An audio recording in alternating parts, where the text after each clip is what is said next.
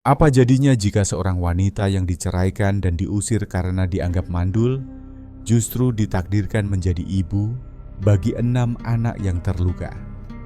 Kisah Sari di kaki Gunung Sindoro ini akan membuktikan bahwa kasih sayang jauh lebih kental daripada darah. Simak sampai akhir untuk melihat keajaiban takdir yang mengharukan. Sebelum kita mulai, yuk sapa dulu di kolom komentar dari kota mana kalian menyimak cerita ini. Di pinggir jalan berliku yang membelah perkebunan teh tua, di kaki Gunung Sindoro, kabut tebal mulai turun perlahan, seolah ingin menelan tubuh Sari Rahayu bulat-bulat. Udara dingin Wonosobo menusuk sampai ke tulang, menembus kebaya tipis yang ia kenakan. Namun rasa dingin itu tidak sebanding dengan beku di dalam hatinya. Tahun 2008 baru saja dimulai, tetapi bagi Sari, hidupnya terasa sudah berakhir tepat di usia 30 tahun. Dia duduk di atas batu pembatas jalan yang lembab dan berlumut memandang kosong ke arah jurang yang tertutup uap putih dengan sebuah tas pakaian lusuh, sebagai satu-satunya harta yang tersisa di dunia ini. 3 hari yang lalu, Palu Hakim di Pengadilan Agama telah mengetuk keputusan final, sebuah suara keras yang masih terngiang menyakitkan di telinganya. Mantan suaminya Hendra berhasil meyakinkan semua orang bahwa pernikahan mereka tidak lagi memiliki tujuan suci karena rahim Sari dianggap kering dan tidak bisa meneruskan garis keturunan. Keluarga besar Hendra bersorak lega sementara keluarga kandung Sari sendiri menutup pintu rumah mereka rapat-rapat. Ayahnya, seorang pensiunan guru yang dihormati di kampung, berkata dengan tegas bahwa seorang perempuan yang dipulangkan karena cacat kandungan hanya akan membawa aib bagi nama baik keluarga. Tidak ada tempat untuk kembali, tidak ada bahu untuk bersandar, dan tidak ada satupun tangan yang terulur untuk menghapus air matanya. Suara mesin menderu memecah kesunyian jalan pegunungan yang sepi itu. Sebuah jeep tua berwarna hijau lumut penuh dengan percikan lumpur kering di bannya melambat dan akhirnya berhenti tepat di depan tempat Sari duduk. Debu jalanan beterbangan bercampur dengan embun sore. Sari menundukkan wajahnya dalam-dalam berusaha menyembunyikan mata yang bengkak dan merah, berharap kendaraan itu hanya berhenti sebentar untuk mendinginkan mesin dan segera pergi. Dia tidak ingin dikasihani, apalagi oleh orang asing yang mungkin akan mencemooh kondisinya yang menyedihkan. Pintu mobil yang berat terbuka dengan bunyi berderit tajam. Langkah kaki bersepatu bot kulit menghantam aspal yang basah mendekat. Dengan irama yang tenang namun tegas, Sari terpaksa mengangkat wajahnya dan dia melihat sesosok pria tinggi tegap mengenakan jaket kulit coklat yang sudah pudar warnanya berdiri menjulang di hadapannya. Wajah pria itu keras dengan garis-garis kelelahan yang tergurat jelas di sekitar mata, dan dahinya menunjukkan beban hidup yang sudah lama dipikul sendirian. Pria itu membuka topi lebar yang dipakainya, sebuah gestur sopan santun kuno yang jarang Sari temui belakangan ini. Tanpa basa-basi, pria itu bertanya dengan suara yang dalam dan serak, apakah Sari sedang menunggu seseorang di tempat sunyi seperti ini? Sari menggeleng lemah, lalu buru-buru menyeka pipinya dengan punggung tangan yang kasar. Dia menjawab dengan suara parau bahwa dia tidak menunggu siapapun dan meminta maaf jika keberadaannya mengganggu pemandangan.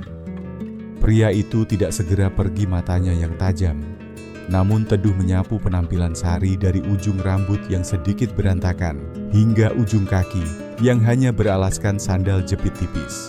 Dia bertanya lagi, kali ini dengan nada yang lebih menyelidik kemana tujuan Sari selanjutnya, karena hari sudah hampir gelap dan jalanan ini rawan longsor jika hujan turun lagi. Sari terdiam, tenggorokannya tercekat oleh rasa malu yang luar biasa. Dengan jujur, dia akhirnya mengaku bahwa dia tidak tahu harus melangkah kemana, karena dunia ini terasa terlalu sempit bagi seorang wanita buangan sepertinya. Pria itu menghela napas panjang, lalu memperkenalkan dirinya sebagai Pak Hadi Santoso, pemilik perkebunan cengkeh yang terletak beberapa kilometer di atas bukit. Pak Hadi menunjuk ke arah jeep tuanya, dan untuk pertama kalinya Sari menyadari bahwa pria itu tidak sendirian. Di balik kaca jendela mobil yang berdebu, terlihat 6 pasang mata kecil yang menatapnya dengan rasa ingin tahu yang besar. Ada wajah-wajah polos, wajah-wajah sedih, dan satu wajah remaja yang terlihat sinis. Pak Hadi menjelaskan dengan singkat bahwa dia hidup sendirian mengurus 6 orang anak itu sejak istrinya meninggal dunia 2 tahun yang lalu karena sakit. Tawaran yang keluar dari mulut Pak Hadi selanjutnya membuat Sari ternganga tak percaya. Pria itu bertanya, apakah Sari memiliki pengalaman mengurus rumah tangga karena dia sangat membutuhkan seseorang yang bisa mengatur kekacauan di rumahnya. Dia menawarkan tempat tinggal yang layak makanan hangat dan gaji bulanan asalkan Sari bersedia ikut naik ke jeep itu sekarang juga. Sari menatap Pak Hadi dengan penuh keraguan. Otaknya yang lelah berusaha mencari alasan logis mengapa seorang tuan tanah terpandang mau memungut wanita asing di pinggir jalan. Pak Hadi seolah bisa membaca pikiran Sari. Dia berkata pelan bahwa dia melihat kesedihan yang jujur di mata Sari, dan dia tahu rasanya tidak memiliki tempat untuk pulang. Dia menegaskan bahwa dia tidak mencari istri. Dia mencari bantuan untuk anak-anaknya yang terlantar kasih sayang. Sari menatap kabut yang semakin gelap di sekelilingnya, lalu menatap anak-anak di dalam mobil yang tampak menunggu jawaban. Rasa lapar yang melilit perutnya dan dingin yang menusuk tulang memaksanya untuk mengambil keputusan nekat. Dengan tangan gemetar, dia meraih tas pakaiannya mengangguk pelan dan melangkah menuju jeep tua itu, meninggalkan masa lalunya yang hancur di tepi jalan Wonosobo. Perjalanan menanjak menuju perkebunan itu berlangsung dalam kebisuan yang mencekam, hanya diiringi oleh deru mesin mobil tua yang terbatuk-batuk menelan tanjakan curam. Di dalam kabin yang sempit, aroma kulit jok yang apek bercampur dengan bau samar tanah basah dari sepatu bot. Pak Hadi menciptakan udara yang terasa berat untuk dihirup.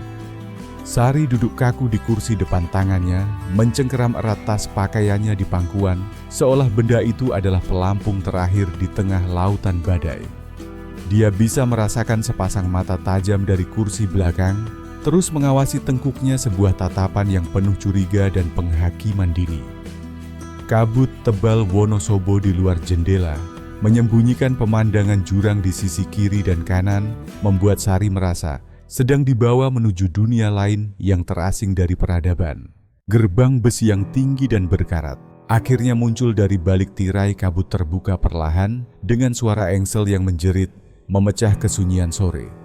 Jeep itu meluncur masuk ke halaman luas yang ditumbuhi rumput liar setinggi lutut, tanda jelas bahwa tidak ada tangan yang merawat pekarangan itu selama berbulan-bulan.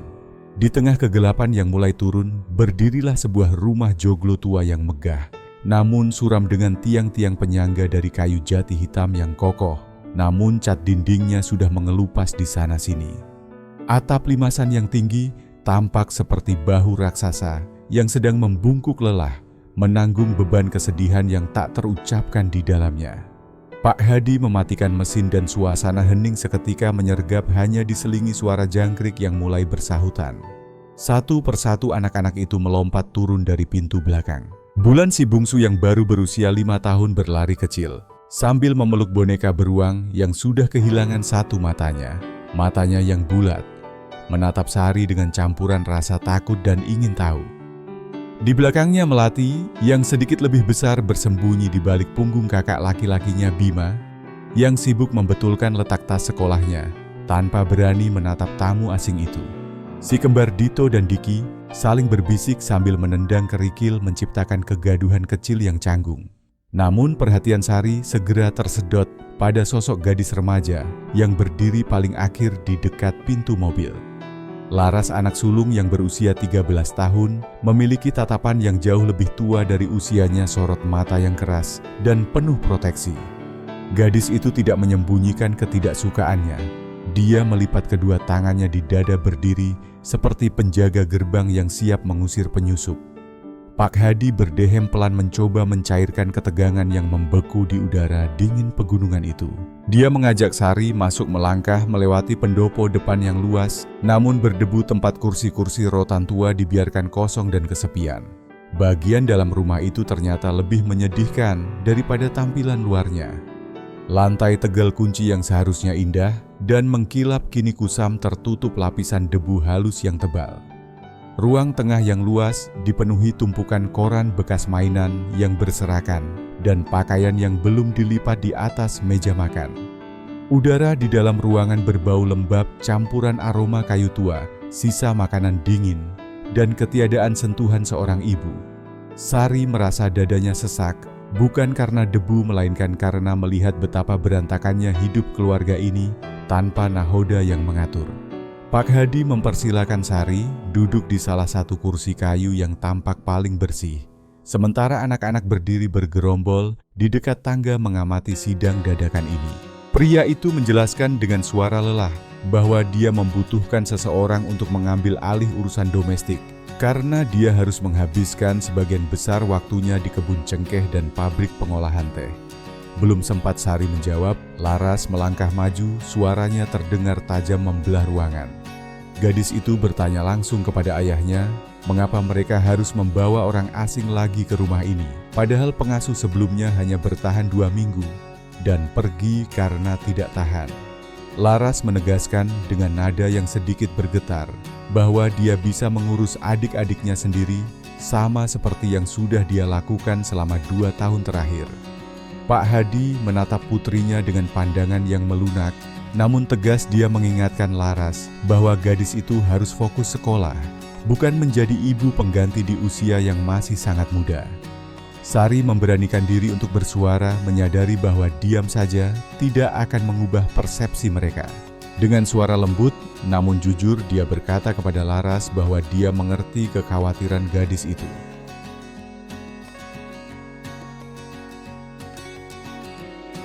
Tidak tahu apa-apa tentang kebiasaan mereka, dan dia juga tidak datang untuk menggantikan siapapun. Dia hanya seseorang yang kehilangan arah, sama seperti rumah ini, yang tampak kehilangan cahayanya. Pengakuan itu membuat Laras terdiam sejenak, kehilangan kata-kata untuk menyerang balik meskipun raut wajahnya masih menunjukkan benteng pertahanan yang kokoh.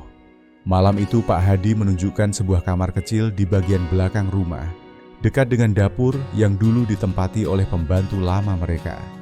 Kamarnya sederhana, hanya berisi dipan kayu dengan kasur kapuk tipis, sebuah lemari kecil, dan jendela nako yang menghadap ke kebun belakang yang gelap gulita. Spraynya berbau kamper yang menyengat menandakan ruangan itu sudah lama tidak dihuni. Setelah Pak Hadi pergi dan menutup pintu, Sari duduk di tepi tempat tidur merasakan pegas tua berdecit di bawah berat tubuhnya. Kesunyian malam di lereng Gunung Sindoro terasa berbeda dengan kesunyian di kota asalnya. Di sini, kesunyian itu hidup dipenuhi suara angin yang menderu di sela-sela pohon cengkeh dan suara kayu rumah tua yang berkerut karena perubahan suhu. Sari tidak bisa memejamkan mata, pikirannya melayang pada keputusan impulsif yang baru saja dia ambil. Dia berada di rumah orang asing, dikelilingi anak-anak yang terluka, dan dia sendiri membawa luka menganga yang belum kering. Namun saat dia mendengar suara langkah kaki kecil berlari di lorong menuju kamar mandi dan suara batuk Pak Hadi yang berat dari ruang depan, Sari menyadari satu hal. Di tengah puing-puing hidupnya yang hancur, mungkin Tuhan mengirimnya ke tempat yang sama hancurnya agar mereka bisa saling menyusun kepingan yang tersisa. Jam dinding tua yang tergantung miring di ruang tengah baru saja berdentang 4 kali. Gema suaranya memantul di dinding-dinding kayu yang dingin, memecah keheningan subuh yang membeku di kaki Gunung Sindoro. Sari terbangun dengan napas yang mengeluarkan uap putih tipis, tubuhnya menggigil hebat di bawah selimut tipis yang berbau apek. Seolah dinginnya Wonosobo sedang berusaha menguji tekadnya di pagi pertama ini. Dia tidak memiliki kemewahan untuk menarik selimut kembali dan melanjutkan mimpi karena dia sadar tugas berat sudah menunggunya di luar kamar sempit itu. Langkah kakinya yang tanpa alas menapak ragu di lantai tegel yang sedingin es menuju ke bagian belakang rumah tempat dapur berada. Pemandangan yang menyambutnya di sana nyaris membuat semangatnya patah seketika, karena dapur itu tampak lebih mirip medan perang daripada tempat memasak. Tumpukan piring kotor yang berlemak dan dikerubuti semut menggunung di bak cuci piring yang tersumbat, sementara sisa makanan yang sudah mengeras berkerak di atas meja kayu yang permukaannya lengket. Bau amis dan aroma sampah yang belum dibuang selama berhari-hari menyeruak menusuk hidung, memaksanya menahan napas sejenak untuk menekan rasa mual yang tiba-tiba muncul. Sari menyingsingkan lengan bajunya, mengikat rambutnya yang panjang dengan karet gelang temuan di atas meja, dan mulai bekerja dalam diam, ditemani suara jangkrik yang perlahan menghilang, digantikan kokok ayam jantan. Tantangan pertamanya bukan hanya kotoran, melainkan kompor minyak tanah tua yang sudah berkarat, di sudut ruangan yang sumbunya tampak hangus dan tangkinya nyaris kering. Dia harus berjuang selama 10 menit penuh mengotori tangannya dengan jelaga hitam, hanya untuk memancing api biru kecil agar mau menyala stabil di tungku itu. Setelah api berhasil dikuasai, Sari membongkar lemari penyimpanan yang berantakan, mencari bahan apa saja yang bisa diselamatkan untuk sarapan. Dia menemukan sebakul nasi dingin sisa kemarin yang untungnya belum basi, beberapa butir telur yang kulitnya kotor, dan sisa bawang merah yang mulai bertunas di keranjang bambu. Dengan cekatan tangan Sari mulai mengulek bumbu di cobek batu yang berat. Suara gesekan batu itu menciptakan irama ritmis sebuah musik kehidupan yang sudah lama hilang dari rumah suram ini. Aroma bawang goreng dan terasi bakar segera menguar menyelinap keluar dari ventilasi dapur, merayap ke lorong-lorong kamar dan menggelitik hidung penghuni rumah yang masih terlelap. Pak Hadi adalah orang pertama yang muncul di ambang pintu dapur. Wajahnya yang kaku masih menyiratkan sisa kantuk, namun matanya membelalak kaget melihat aktivitas sibuk di sana. Pria itu terbiasa bangun dan hanya merebus air untuk kopi pahit, membiarkan anak-anak memakan biskuit atau sisa roti tawar sebelum berangkat sekolah. Dia tidak berkata apa-apa, hanya mengangguk canggung sebagai tanda terima kasih bisu. Lalu mengambil cangkir kopi panas yang sudah disiapkan Sari di ujung meja, seolah takut merusak sihir pagi itu jika dia bersuara. Satu persatu anak-anak mulai bermunculan, ditarik oleh magnet aroma nasi goreng kampung yang gurih dan hangat. Bulan berjalan sambil mengucek matanya, hidung kecilnya kembang kempis, menghirup udara, sementara si kembar Dito dan Diki sudah berebut kursi, mata mereka berbinar menatap piring-piring yang mengepulkan asap. Bahkan Bima yang pendiam duduk dengan tenang, namun sendok di tangannya sudah siap menyambar, menunjukkan rasa lapar yang jujur dari seorang anak laki-laki yang sedang tumbuh. Namun kehangatan pagi itu mendadak terusik ketika suara langkah kaki yang diseret dengan sengaja terdengar mendekat dari arah ruang tengah. Laras muncul dengan seragam sekolah yang sedikit kusut, wajahnya ditekuk masam, dan tatapannya langsung tertuju pada piring nasi goreng di hadapannya dengan rasa jijik yang dibuat-buat. Gadis remaja itu tidak duduk, dia berdiri di ujung meja sambil melipat tangan, menciptakan dinding pemisah yang kasat mata antara dirinya dan kebahagiaan sederhana adik-adiknya. Sari mencoba tersenyum ramah, menawarkan piring berisi telur dadar, tambahan khusus untuk Laras, berharap bisa mencairkan suasana beku itu. Namun Laras menepis pelan, piring itu tidak sampai jatuh, tapi cukup untuk membuat denting keras yang menghentikan kunyahan semua orang di meja makan.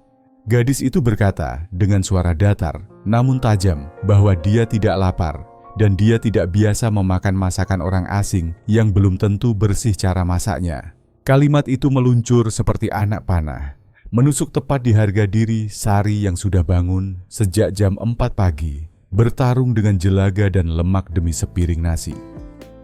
Bulan yang masih kecil menatap takut-takut ke arah kakaknya, lalu perlahan meletakkan kembali sendoknya seolah merasa bersalah karena menikmati makanan itu.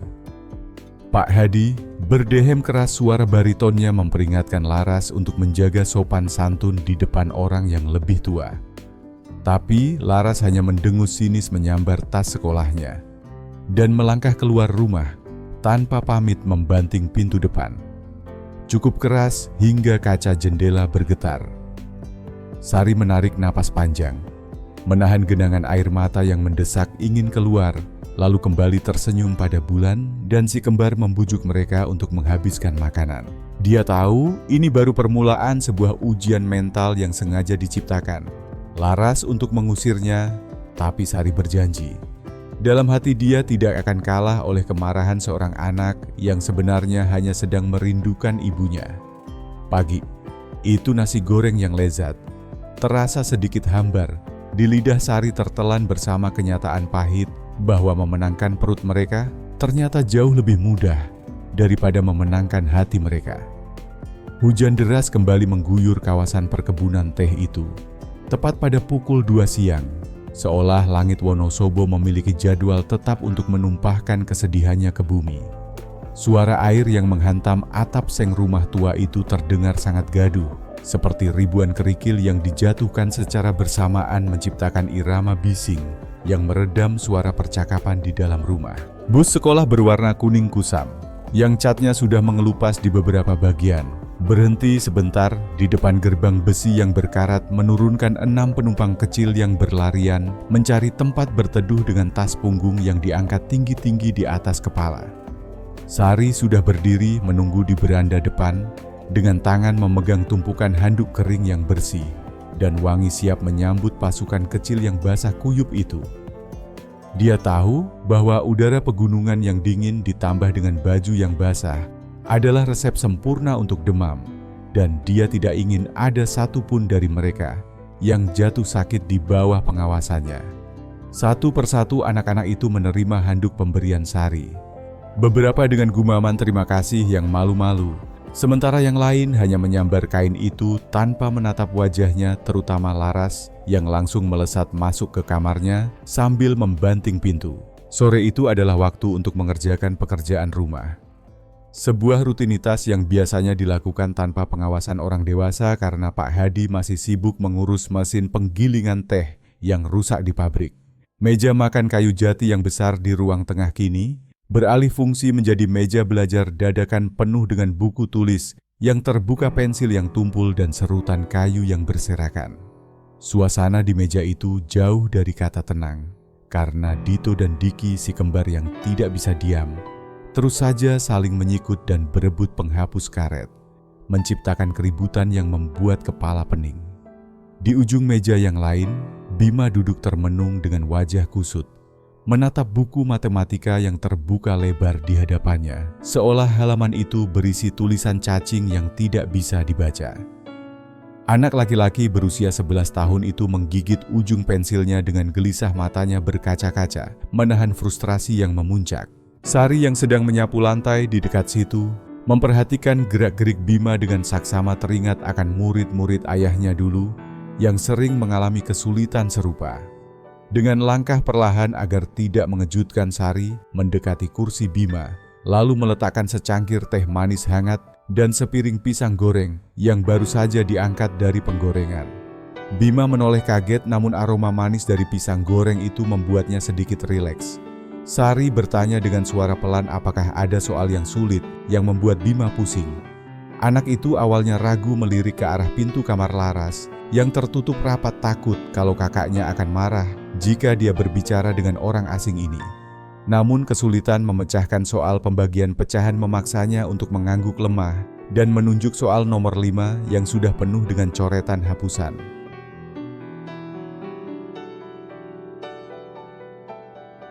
Ring yang ada di dalam toples kaca di atas bufet. Dia tidak langsung mengajarkan rumus yang rumit, melainkan meletakkan biji-biji cengkeh itu di atas meja, menyusunnya menjadi beberapa kelompok kecil untuk memvisualisasikan konsep pembagian. Bima memperhatikan dengan mata terbelalak, melihat bagaimana angka-angka abstrak di bukunya tiba-tiba berubah menjadi benda nyata yang bisa dia hitung dan dia pegang. Logika matematika yang tadinya buntu perlahan mulai terbuka di kepalanya, dan senyum kecil mulai terbit di wajahnya yang masih ada sisa lumpur. Namun momen keberhasilan kecil itu tidak berlangsung lama, karena pintu kamar Laras tiba-tiba terbuka lebar. Gadis remaja itu keluar dengan wajah merah, padam matanya menyala penuh kecemburuan saat melihat kedekatan antara adiknya dan wanita asing itu.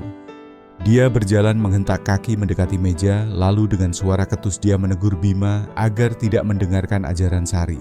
Laras menuduh bahwa cara Sari itu kuno dan salah, dan hanya akan membuat Bima dimarahi oleh guru di sekolah besok pagi. Sari mencoba menjelaskan dengan sabar bahwa matematika memiliki banyak jalan untuk mencapai satu jawaban yang sama, dan metode visual ini hanya alat bantu sementara. Tapi Laras tidak mau mendengar dia merampas buku matematika Bima Dengan kasar menutupnya dengan bunyi keras dan memerintahkan adiknya untuk mengerjakan tugas lain saja. Bima menunduk takut tidak berani membantah kakaknya yang selama ini menjadi pengganti ibu meskipun dalam hatinya dia tahu cara Sari tadi sangat membantunya. Laras kemudian memberikan tatapan peringatan kepada Sari, sebuah tatapan dingin yang mengatakan bahwa wilayah pendidikan adik-adiknya adalah otoritas mutlaknya. Dan Sari tidak punya hak untuk ikut campur. Gadis itu kemudian duduk di ujung meja, berpura-pura membaca buku pelajarannya sendiri, namun matanya terus mengawasi setiap gerakan Sari seperti elang yang menjaga sarang. Sari menghela napas panjang, memilih untuk mengalah demi menjaga kedamaian sore itu, lalu dia kembali ke dapur untuk mencuci piring bekas pisang goreng. Ketika Sari kembali ke ruang tengah 10 menit, kemudian dia melihat Bima sedang panik membongkar tumpukan bukunya, mencari-cari sesuatu dengan wajah pucat. Anak itu berbisik ketakutan bahwa buku tugas matematikanya hilang, padahal tadi baru saja diletakkan di atas meja. Sari melirik ke arah Laras yang tampak terlalu tenang dan asyik membaca novel dengan senyum tipis yang nyaris tak terlihat di sudut bibirnya. Sari berjalan tenang mengelilingi meja, matanya yang jeli menangkap ujung buku tulis berwarna biru yang menyembul sedikit dari balik bantal kursi sofa tempat Laras duduk. Tanpa berkata apa-apa atau menuduh siapapun, Sari berjalan mendekati sofa itu, pura-pura merapikan letak bantal, dan dengan gerakan cepat menarik buku itu keluar.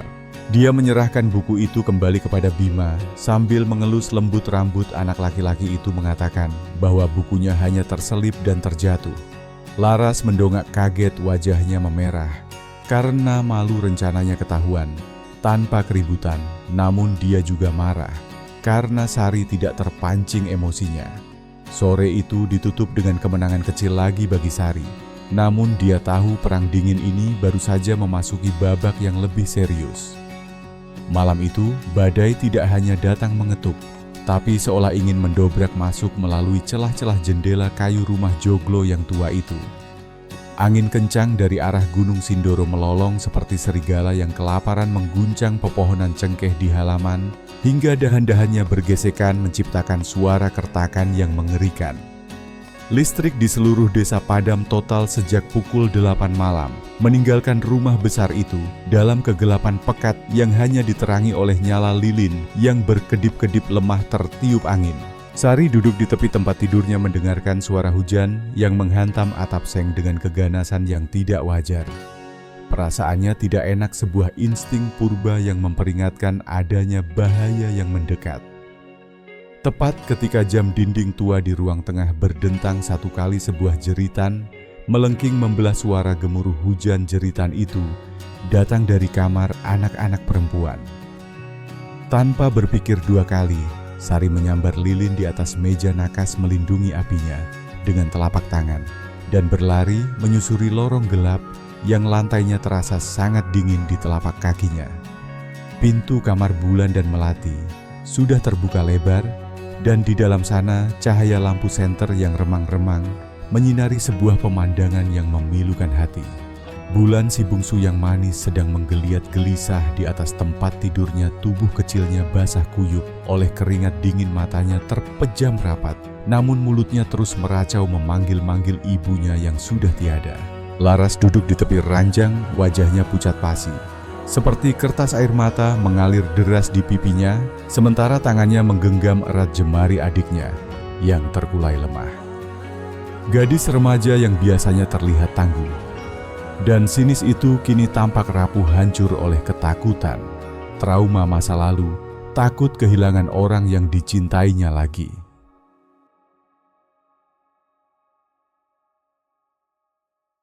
Meletakkan lilin di atas meja rias, lalu segera menempelkan punggung tangannya ke dahi Bulan. Panas yang menyengat langsung menjalar ke kulitnya. Demam ini sangat tinggi, mungkin hampir 40 derajat dan berbahaya jika tidak segera ditangani. Laras tersentak kaget, merasakan kehadiran orang lain. Dia menepis tangan Sari, dengan kasar mendesis marah di sela-sela isak.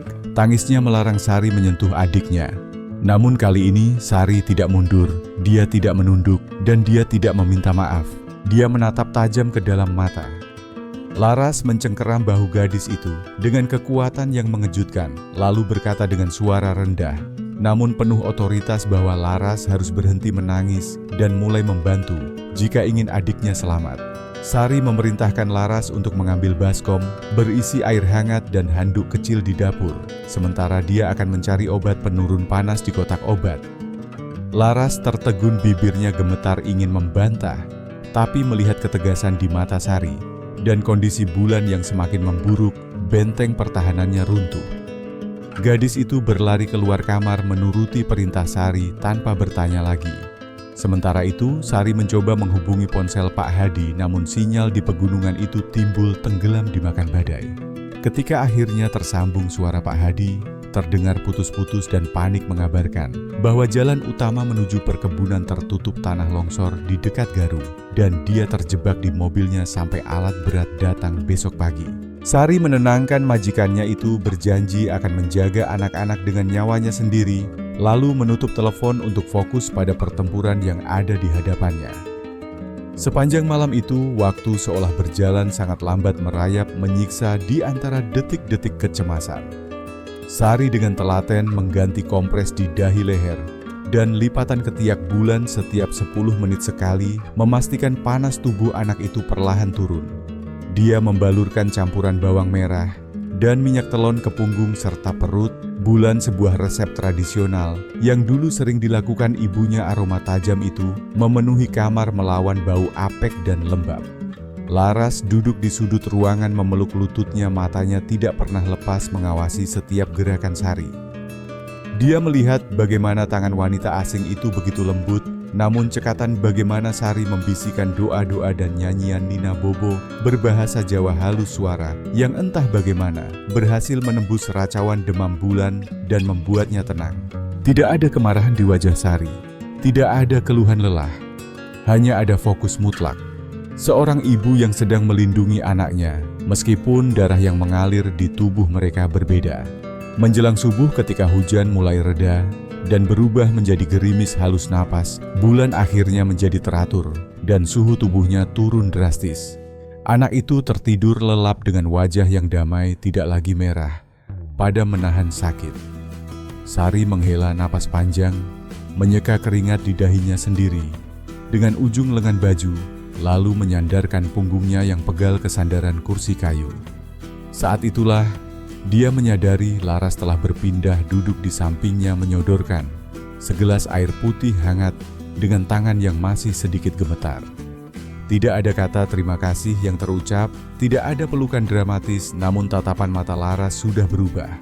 Di dalam sorot mata itu, dinding es yang selama ini memisahkan mereka terlihat mulai retak, mencair sedikit demi sedikit oleh kehangatan tulus yang Sari tunjukkan sepanjang malam jahanam itu. Bagi Sari, gelas air putih di tangannya itu terasa lebih berharga daripada gaji sebulan penuh, karena itu adalah tanda pertama dari sebuah penerimaan. 2 minggu telah berlalu sejak malam badai yang mencekam itu, dan suasana di rumah joglo tua perlahan berubah menjadi lebih hangat, seperti matahari pagi yang menyinari pucuk daun teh di lereng Gunung Sindoro. Lantai tegel yang dulu kusam dan berdebu kini mengkilap karena disapu dan dipel setiap hari, memantulkan bayangan anak-anak yang berlarian dengan perut kenyang.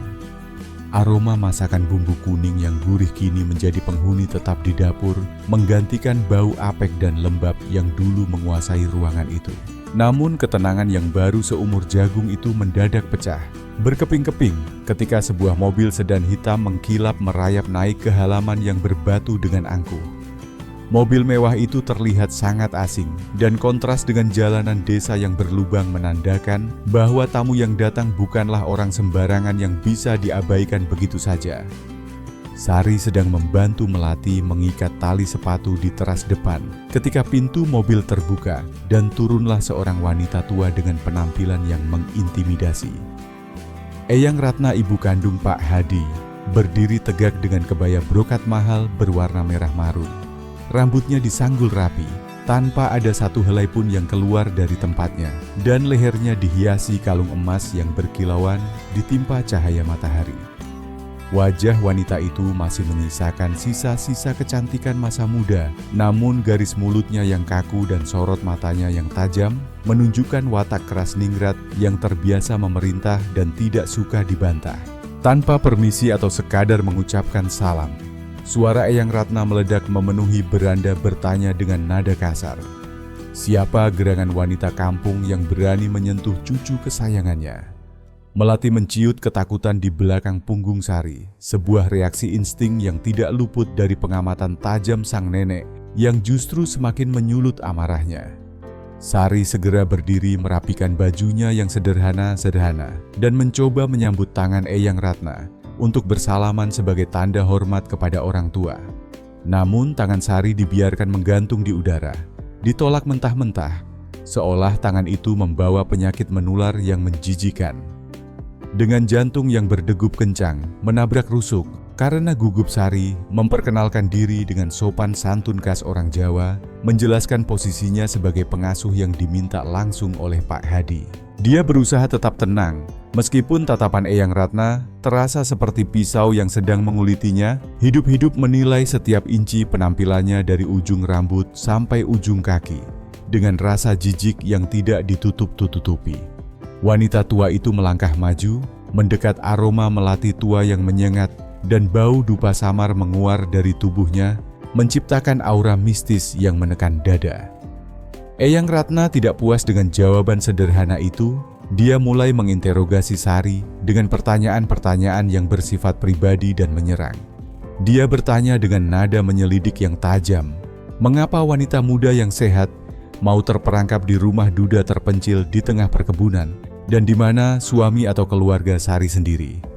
Desakan pertanyaan itu memojokkan Sari ke sudut yang paling menyakitkan dalam hidupnya, memaksanya membuka luka lama yang baru saja mulai mengering. Kejujuran adalah satu-satunya perisai yang tersisa, maka dengan suara bergetar, namun kepala tetap tegak, Sari mengakui status jandanya di hadapan matriark keluarga itu. Dia menjelaskan dengan lirih bahwa pernikahannya berakhir karena dia tidak bisa memberikan keturunan, sebuah fakta medis yang selama ini menjadi aib terbesarnya. Pengakuan itu membuat hening seketika, udara di beranda terasa padat dan mencekik leher, seolah alam semesta sedang menahan napas menunggu vonis dijatuhkan. Reaksi Eyang Ratna sungguh di luar dugaan dan jauh lebih kejam dari yang Sari bayangkan. Tawa sinis keluar dari bibir wanita tua itu, sebuah tawa yang kering, tanpa rasa humor sedikit pun. Dia menghina Sari dengan kata-kata yang setajam sembilu, mengatakan bahwa perempuan cacat yang rahimnya kering adalah barang rongsokan yang tidak berguna.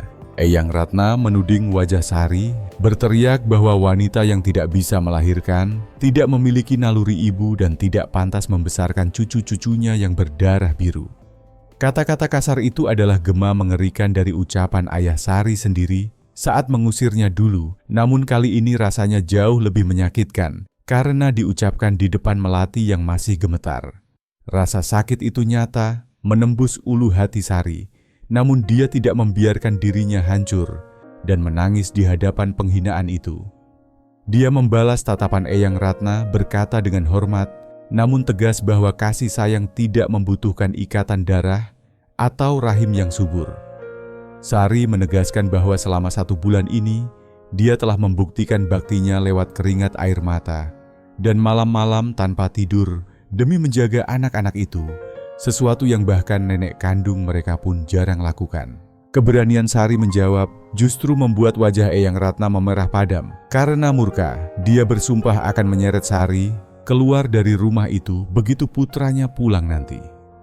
Langit sore di atas Wonosobo berubah menjadi kelabu pekat, seolah turut merasakan mendung yang menggantung berat di hati Sari. Di dalam kamar kecilnya yang sempit di belakang dapur wanita itu, duduk terpaku di tepi dipan dengan tangan yang gemetar hebat, mencoba melipat kembali baju-baju lusuhnya ke dalam tas pakaian yang baru saja dibongkarnya beberapa minggu lalu. Kata-kata tajam Eyang Ratna masih berdengung menyakitkan di telinganya, seperti tawon yang menyengat berkali-kali di titik luka yang sama. Hinaan tentang rahim yang kering, tentang wanita tak berguna yang hanya menumpang hidup telah meruntuhkan tembok pertahanan diri yang susah payah ia bangun sejak tiba di rumah joglo ini. Sari merasa bahwa sejarah kelam hidupnya sedang berulang kembali, sebuah siklus penolakan yang tak berujung di mana dia selalu dianggap sebagai barang cacat yang harus dibuang. Dia tidak marah kepada Eyang Ratna, melainkan marah kepada takdirnya sendiri yang sepertinya tidak mengizinkannya untuk mengecap kebahagiaan barang sedikit pun. Suara deru mesin jeep Pak Hadi yang memasuki halaman terdengar samar-samar dari balik dinding kayu. Namun kali ini suara itu tidak membawa kelegaan seperti biasanya, melainkan rasa takut yang mencekam. Sari tahu bahwa sebentar lagi dia harus menghadapi penghakiman terakhir, dan dia memilih untuk pergi dengan sisa harga diri yang ada sebelum diusir secara paksa. Di ruang tengah, suasana terasa panas dan tegang kontras dengan udara pegunungan yang dingin menusuk kulit. Pak Hadi melangkah masuk dengan wajah lelah. Sehabis seharian di kebun, namun langkahnya terhenti mendadak saat melihat ibunya duduk angkuh di kursi jati dengan wajah merah padam menahan amarah. Belum sempat Pak Hadi mencium tangan ibunya sebagai tanda bakti Eyang Ratna, sudah memberondongnya dengan tuduhan-tuduhan kasar. Wanita tua itu menunjuk ke arah dapur berteriak bahwa putranya telah kehilangan akal sehat karena membiarkan seorang janda mandul yang tidak jelas asal-usulnya mengurus cucu-cucu keturunan ningrat mereka. Pak Hadi terdiam sejenak, rahangnya mengeras menahan emosi yang bergejolak, tangannya mengepal erat di sisi tubuhnya hingga buku-buku jarinya memutih. Dia mendengarkan caci maki ibunya tentang bibit bebet dan bobot tentang bagaimana Sari adalah aib yang akan mencemari nama baik keluarga besar Santoso. Namun ketika Eyang Ratna menyebut bahwa anak-anak terlihat kurus dan tidak terurus di tangan Sari, kesabaran Pak Hadi akhirnya putus juga. Dengan suara yang rendah, namun bergetar oleh amarah yang tertahan, dia memotong ucapan ibunya dengan tegas, sebuah keberanian yang jarang dia tunjukkan di hadapan wanita dominan itu. Pria itu berkata bahwa selama 2 tahun terakhir sejak istrinya meninggal, ibunya tidak pernah sekalipun datang untuk membantu memandikan Bulan, atau menyuapi si kembar, atau menemani Bima belajar. Pak Hadi menegaskan bahwa Sari, orang asing yang dihina ibunya itu, adalah satu-satunya orang yang terjaga sepanjang malam saat Bulan demam tinggi di saat keluarga besar mereka sibuk dengan urusan masing-masing. Kata-kata itu meluncur tajam menohok tepat di ulu hati Eyang Ratna, membuat wanita tua itu ternganga tak percaya karena putra penurutnya kini berani melawan demi membela seorang pembantu.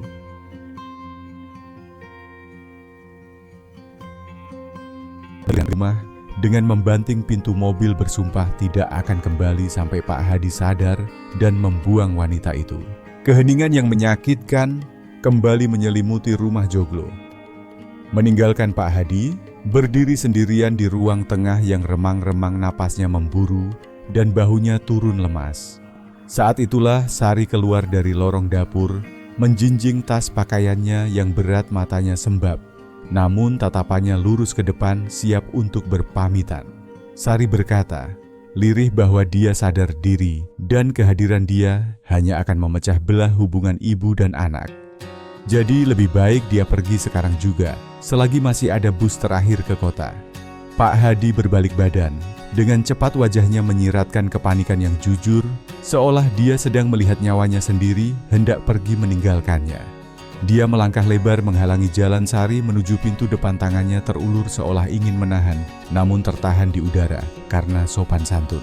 Dengan suara yang serak dan pecah, Pak Hadi memohon bukan sebagai majikan kepada pekerja, melainkan sebagai seorang pria yang putus asa kepada satu-satunya harapan yang tersisa. Dia berkata bahwa rumah ini baru saja mulai bernapas lagi sejak Sari datang, dan jika Sari pergi, dia tidak yakin bisa bertahan hidup di tengah reruntuhan ini sendirian lagi. Pak Hadi menatap mata Sari dalam-dalam, mengakui bahwa dia membutuhkan Sari, bukan hanya untuk memasak atau mencuci, tapi untuk membuat rumah hantu ini kembali menjadi tempat di mana manusia bisa tinggal. Pengakuan jujur itu meluluh lantakkan niat Sari untuk pergi, membuatnya meletakkan tasnya kembali ke lantai, menyadari bahwa dia tidak bisa meninggalkan orang-orang yang membutuhkannya hanya karena rasa sakit hatinya sendiri. 2 minggu berlalu sejak kunjungan Eyang Ratna yang penuh prahara. Namun ketegangan di rumah joglo itu belum benar-benar surut, melainkan mengendap seperti ampas kopi di dasar cangkir. Telepon di ruang tengah berdering, lebih sering dari biasanya, membawa suara-suara sumbang dari kerabat jauh yang penasaran dengan gosip miring tentang pengasuh baru di rumah Pak Hadi.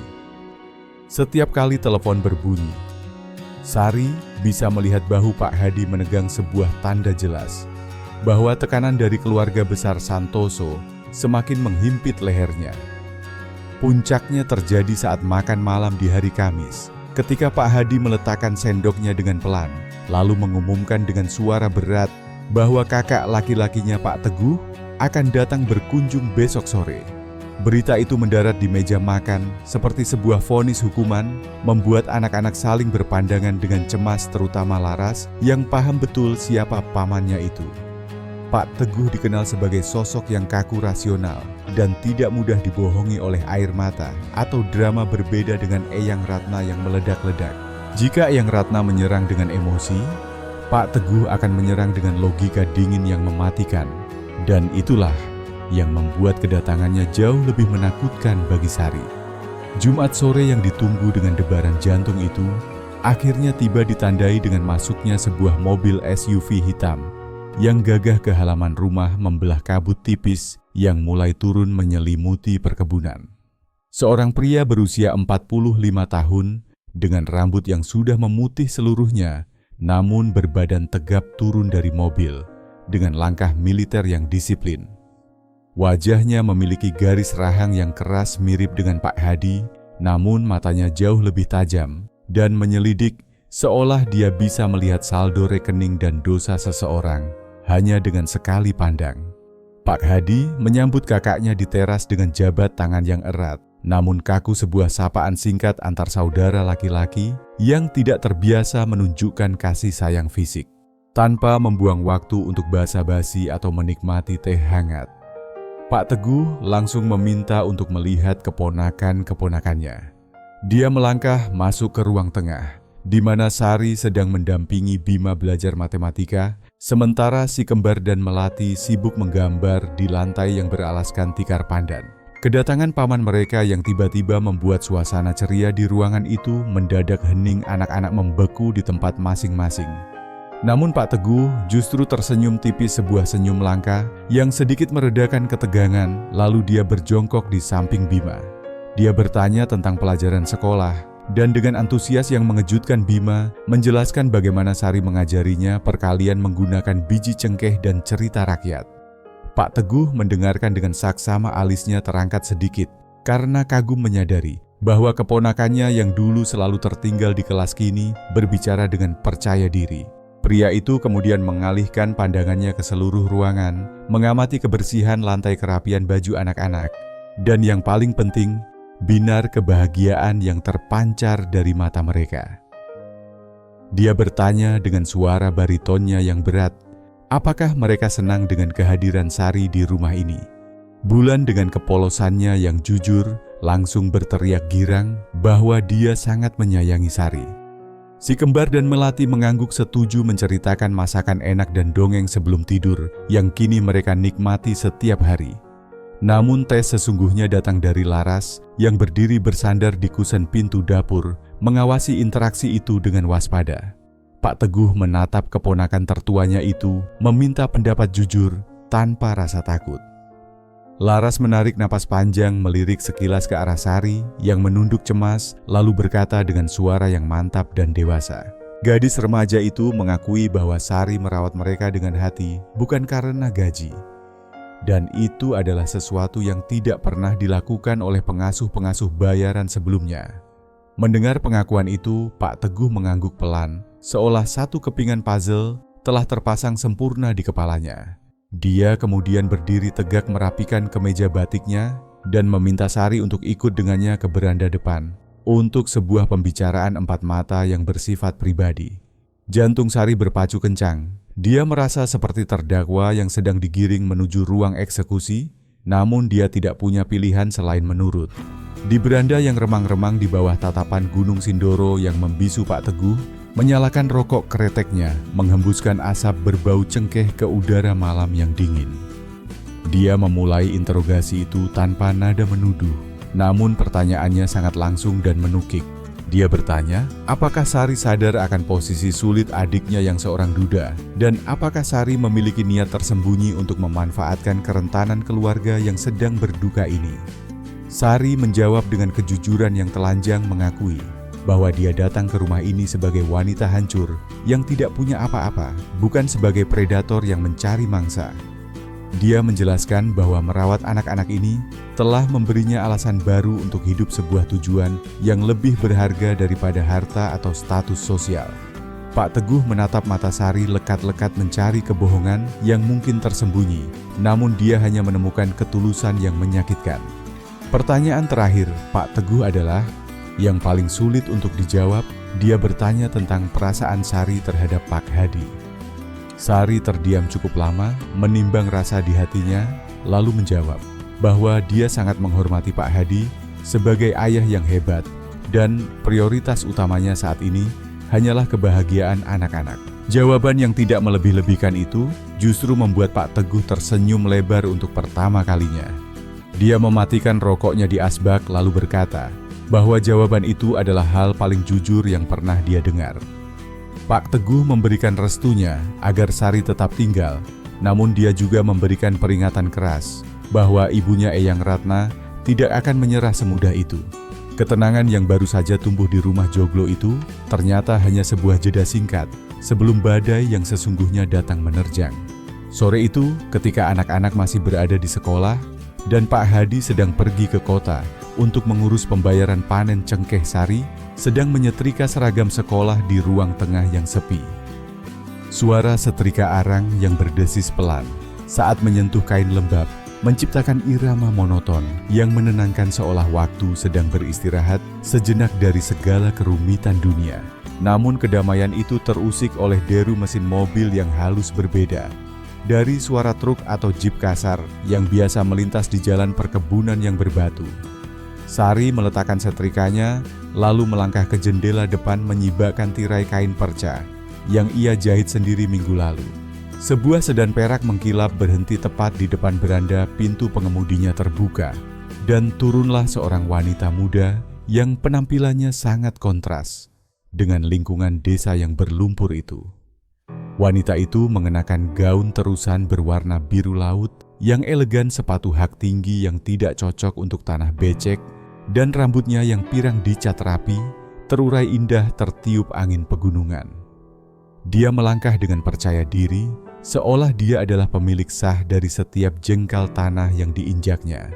Wanita itu langsung masuk ke dalam rumah, tanpa mengetuk aroma parfum mahal yang manis, dan menyengat seketika memenuhi ruangan, mengusir bau cengkeh dan kayu tua yang menjadi ciri khas rumah itu.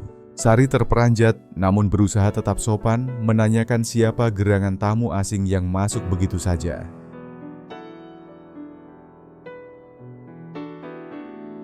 Pengunjung kaki, dengan pandangan meremehkan sebuah tatapan yang menilai harga pakaian Sari yang murah, lalu tersenyum tipis yang tidak mencapai matanya. Dia memperkenalkan dirinya sebagai Rina, adik kandung dari almarhumah istri Pak Hadi, dan mantan adik ipar yang sangat dekat dengan keluarga ini. Sari mempersilakan Rina duduk, namun wanita itu memilih untuk berjalan mengelilingi ruangan, menyentuh bingkai foto-foto lama di dinding, mengelus sandaran kursi seolah sedang melakukan inspeksi kepemilikan. Rina mulai bercerita dengan nada suara yang dibuat-buat sedih tentang betapa dia merindukan kakaknya dan betapa hancurnya hati keluarga mereka ketika kecelakaan itu terjadi 2 tahun lalu. Namun di balik nostalgia itu terselip duri-duri tajam yang ditujukan khusus untuk Sari. Rina bertanya, sudah berapa lama Sari bekerja di sini? Dan apakah Sari betah mengurus anak-anak yang bukan darah dagingnya sendiri? Sebelum Sari sempat menjawab, Rina sudah memotong dengan cerita lain, mengungkapkan sebuah rahasia masa lalu yang membuat darah Sari berdesir dingin. Rina mengaku bahwa dulu sebelum Pak Hadi menikahi kakaknya, mereka berdua pernah memiliki hubungan istimewa, sebuah kisah cinta remaja yang kandas, namun tidak pernah benar-benar padam. Wanita itu mengklaim bahwa sepeninggal kakaknya banyak pembicaraan di keluarga besar bahwa Rina adalah sosok yang paling tepat untuk menggantikan posisi almarhumah demi menjaga keutuhan garis keturunan dan kemurnian darah keluarga. Kalimat selanjutnya yang keluar dari mulut Rina adalah serangan langsung yang paling mematikan. Dia menatap perut Sari, lalu berkata dengan nada prihatin yang palsu bahwa Pak Hadi masih muda dan gagah. Dia pasti membutuhkan seorang istri yang utuh, yang bisa memberinya keturunan lagi untuk meneruskan nama besar Santoso. Rina menekankan kata utuh dengan intonasi yang menyakitkan, seolah tahu persis tentang kekurangan fisik Sari yang menjadi aib terbesarnya. Dia menawarkan diri sebagai solusi sempurna seorang wanita yang subur berpendidikan dan memiliki ikatan darah dengan anak-anak yang sudah ada berbeda dengan Sari, yang hanya orang asing yang rusak. Tepat pada saat ketegangan itu, memuncak pintu depan terbuka kasar, dan Pak Hadi masuk dengan wajah merah. Padam terkejut melihat siapa yang ada di ruang tamunya. Pria itu tidak menyambut Rina dengan pelukan hangat, seperti yang diharapkan wanita itu, melainkan dengan pertanyaan tajam tentang apa tujuan kedatangannya kali ini.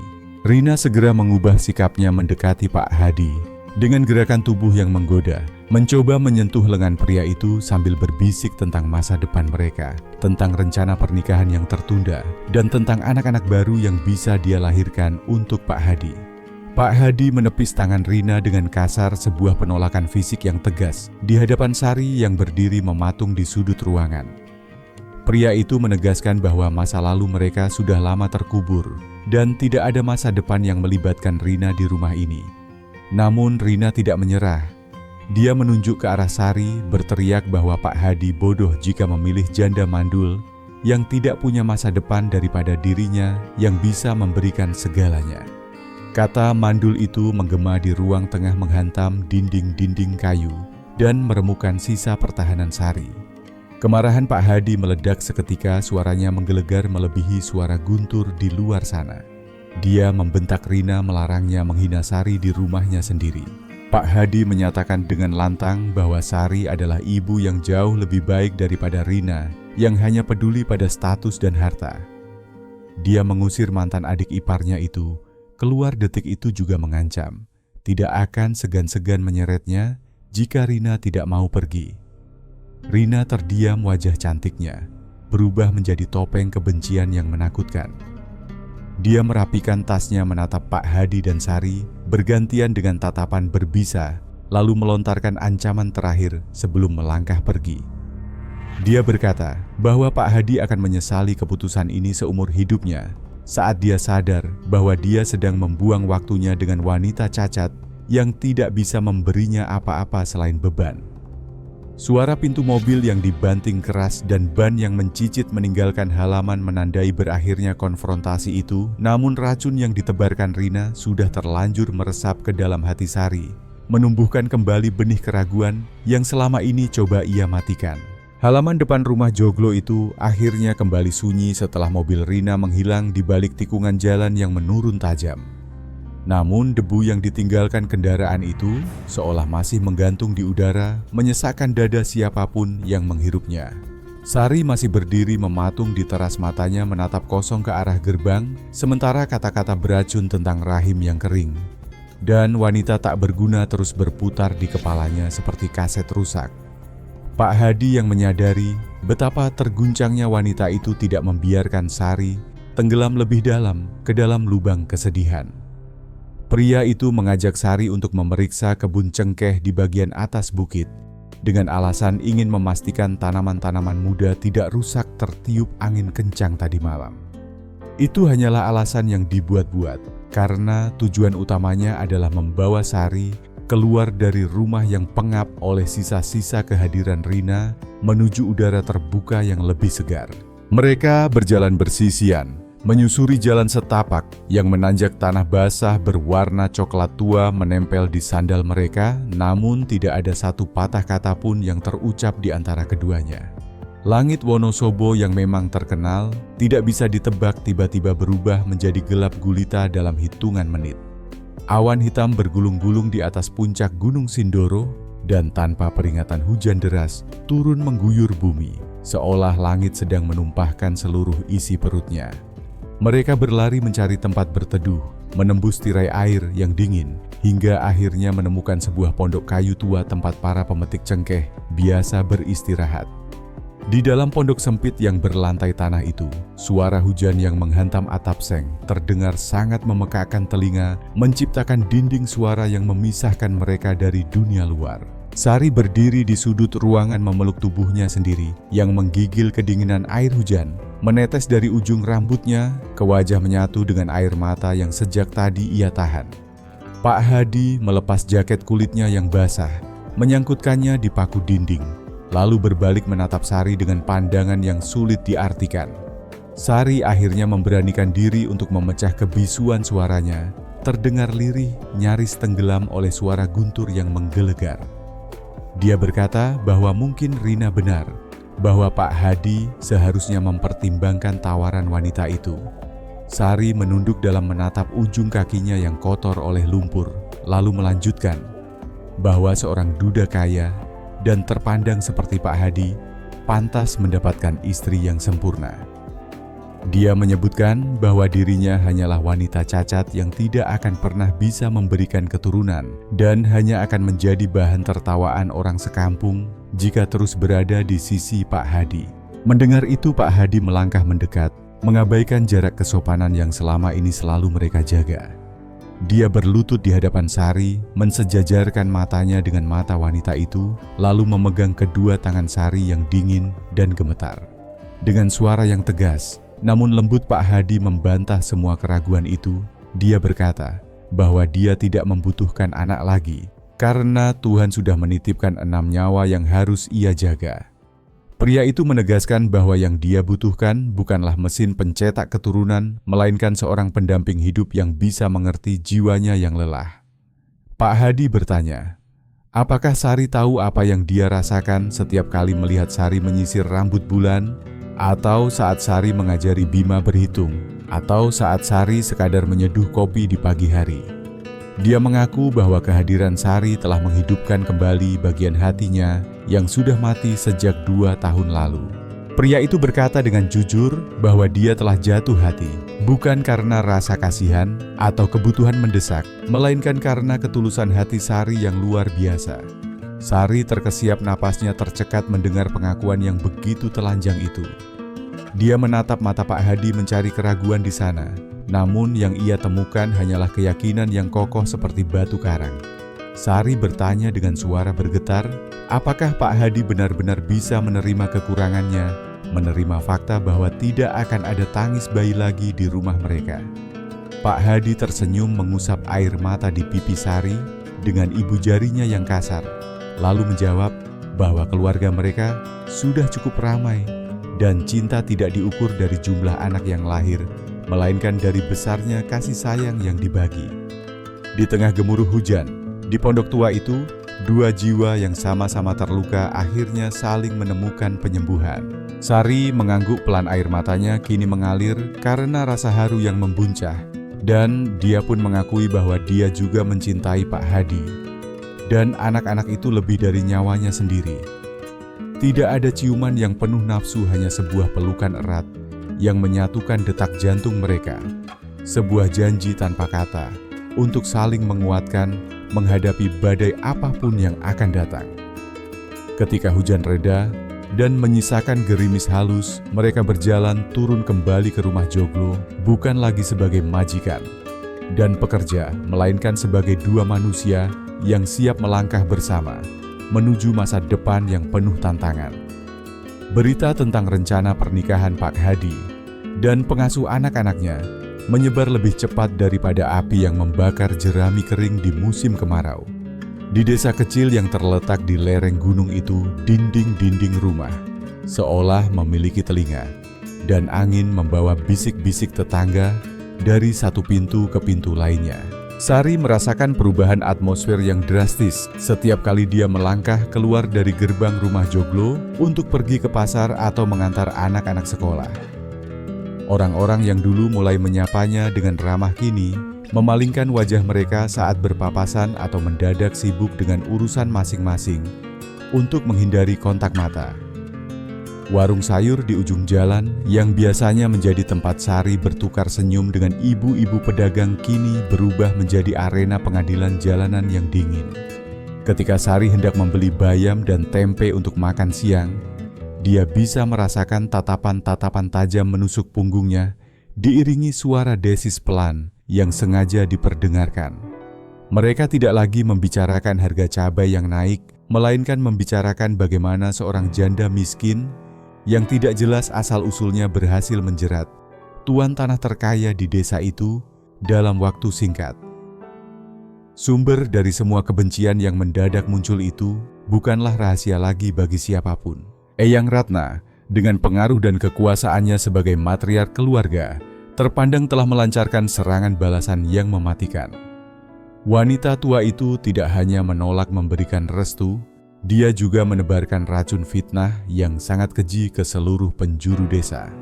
Cerita yang beredar mengatakan bahwa Sari menggunakan ilmu hitam atau guna-guna yang ditaruh di dalam kopi dan masakan Pak Hadi untuk membuat pria itu tunduk dan melupakan akal sehatnya.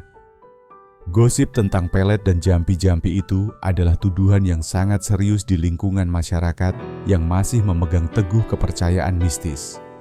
Sari dituduh menaburkan tanah kuburan di halaman rumah atau mencampur air bekas cucian kaki ke dalam minuman anak-anak agar mereka semua menurut seperti kerbau yang dicocok hidungnya. Fitnah itu begitu detail dan meyakinkan hingga orang-orang yang rasional pun mulai termakan keraguan memandang Sari dengan campuran rasa takut dan jijik. Puncaknya terjadi pada hari Rabu sore ketika Sari pulang dari warung dengan keranjang belanjaan di tangan. Sekelompok ibu-ibu yang sedang berkumpul di pos ronda terang-terangan meludah ke tanah saat dia lewat sambil bergumam keras tentang wanita penyihir yang tidak tahu diri. Sari mempercepat langkahnya menahan air mata yang mendesak keluar dadanya sesak oleh rasa ketidakadilan yang menghimpit. Dia ingin berteriak bahwa dia hanya memasak dengan bumbu dapur biasa, bahwa dia menyayangi anak-anak itu dengan hati yang tulus, bukan dengan mantra. Tapi dia tahu, pembelaan diri hanya akan dianggap sebagai kebohongan licik lainnya.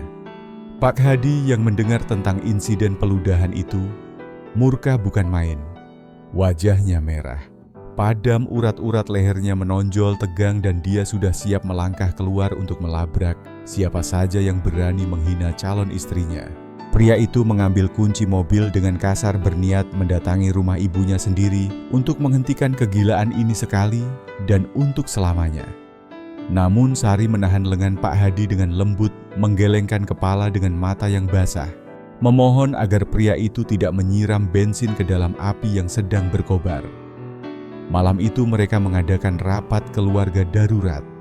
Di ruang tengah melibatkan anak-anak yang kini sudah cukup besar.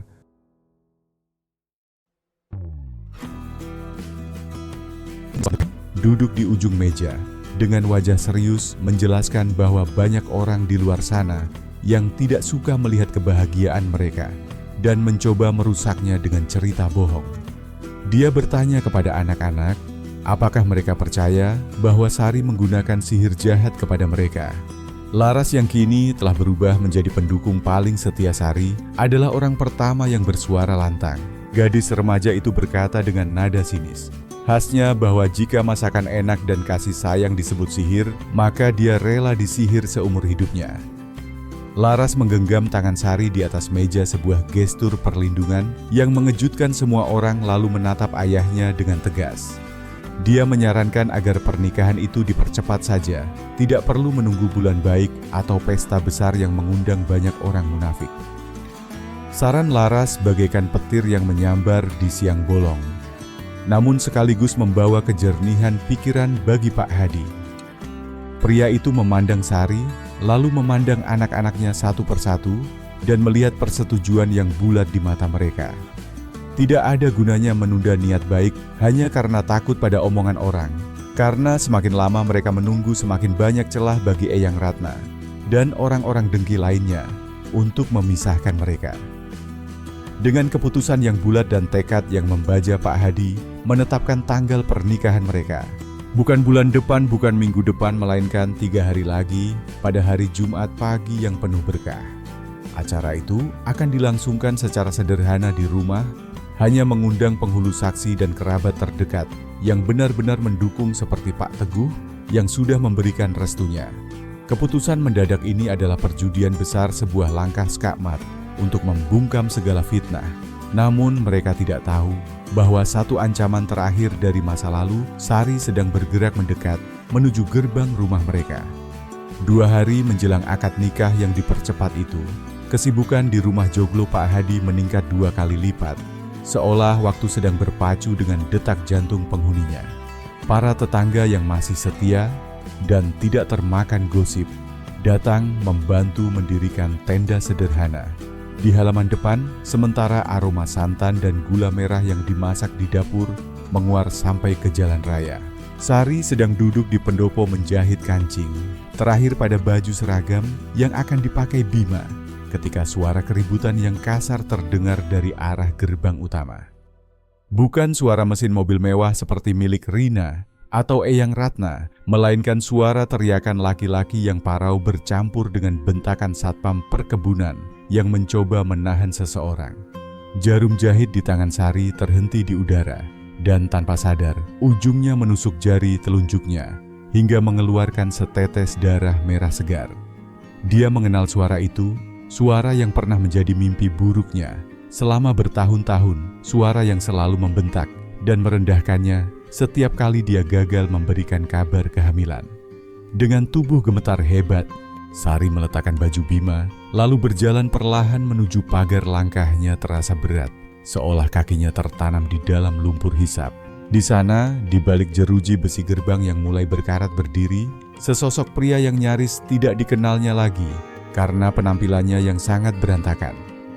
Hendra, mantan suaminya yang dulu selalu tampil necis dan sombong, kini terlihat seperti orang yang kalah telak dalam perjudian hidup. Kemejanya lusuh dan kancingnya terbuka, separuh wajahnya tirus dengan mata cekung yang merah karena kurang tidur. Dan bau alkohol murah tercium samar terbawa angin, bahkan dari jarak 5 meter.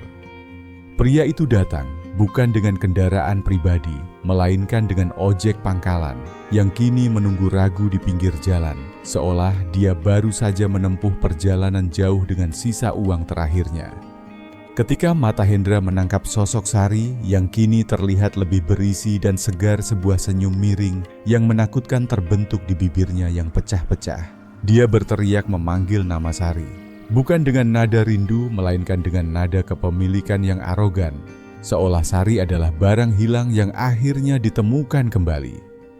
Hendra mencengkeram besi pagar, mengguncangnya dengan kasar, menuntut agar satpam membukakan pintu karena dia ingin bertemu dengan istrinya. Satpam yang bertugas, Pak Yanto, berusaha mendorong pria mabuk itu menjauh, namun Hendra terus meronta sambil memaki-maki kasar. Pak Hadi yang mendengar keributan itu dari dalam rumah segera berlari keluar dengan wajah tegang, siap melindungi wilayahnya dari gangguan apapun. Dia berdiri di depan Sari, menjadikan tubuhnya yang tegap sebagai perisai hidup, lalu bertanya dengan suara bariton yang dalam, siapa pria asing yang berani membuat onar di rumahnya menjelang hari bahagia? Hendra tertawa sinis, sebuah suara kering yang menyayat hati, lalu menunjuk Sari dengan jari telunjuk yang gemetar. Dia berkata lantang bahwa dia adalah suami sah dari wanita yang disembunyikan Pak Hadi di dalam istana kayu itu. Sari memberanikan diri untuk melangkah keluar dari balik punggung Pak Hadi, meskipun lututnya terasa lemas seperti jeli. Dengan suara yang berusaha, dia tegarkan, dia berkata kepada Hendra bahwa hubungan mereka sudah berakhir di meja hijau pengadilan agama, tepat di hari dia diusir seperti kucing kurap dari rumah orang tua Hendra. Sari mengingatkan bahwa Hendra sendiri yang membuangnya karena dianggap wanita cacat yang tidak berguna, jadi tidak ada alasan bagi pria itu untuk datang mengemis sekarang. Kata-kata Sari rupanya memancing amarah Hendra yang sudah tersulut oleh alkohol dan rasa iri melihat kemewahan rumah Pak Hadi.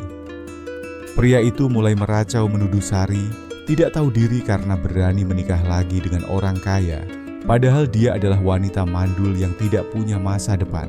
Hendra berteriak bertanya kepada Pak Hadi dengan nada mengejek, Apakah Pak Hadi sadar bahwa dia sedang membeli barang rusak lahan tandus yang tidak akan pernah bisa menumbuhkan benih apapun?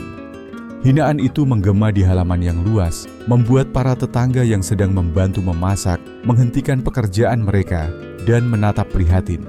Namun sebelum Pak Hadi sempat melayangkan tinjunya ke wajah Hendra, sebuah suara lain terdengar lantang dari arah teras rumah.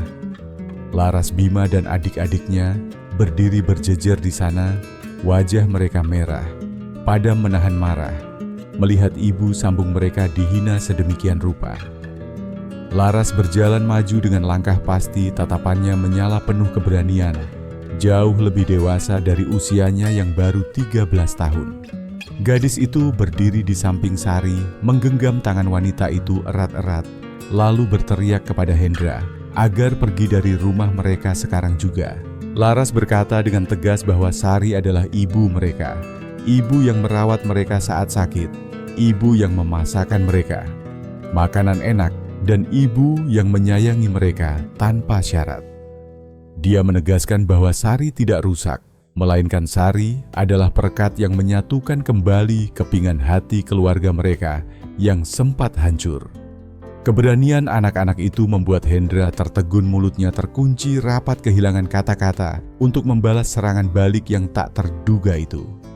Dia melihat barisan pertahanan yang kokoh di hadapannya, seorang pria kaya yang siap membunuh demi wanitanya dan 6 orang anak yang siap menggigit demi ibu mereka. Menyadari bahwa dia tidak memiliki peluang untuk menang, Hendra meludah ke tanah.